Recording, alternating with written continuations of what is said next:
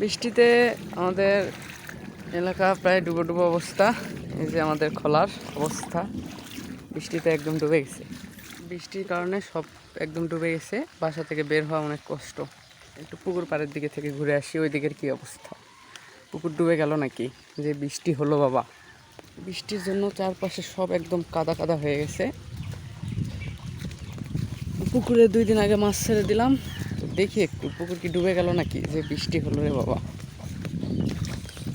আমাদের পুকুর অবশ্য সহজে ডুবে না, কারণ আমাদের পুকুরের পাড় উঁচা আছে, আর এই জায়গাটা সব থেকে উঁচু। আমাদের পুকুর ডুবতে গেলে আশেপাশে সব পুকুর ডুবে যাইতে হবে। তো না, এই যে এই পাশের এই পুকুর দেখেন, এই পুকুর প্রায় ডোবা ডোবা অবস্থা, কিন্তু আমাদের পুকুরের অবস্থা মোটামুটি ভালো। তবে এরকম আরও যদি 3-4 দিন একটানা পানি হয়, তাহলে পুকুরে একদম ডুবে যাবে, সব মাছ বেরিয়ে যাবে। এখন বর্ষার সময়, যে ওই পাশে কয়েকদিন থেকে সাপ বের হচ্ছে, যাওয়া অনেক রিস্ক। দেখি এবার যাওয়া যাক সাবধানে। রাস্তাঘাট যে পিছল বাবা, পড়লে একদম রেহাই নেই। একবার অল্পের জন্য বেঁচে গেছি।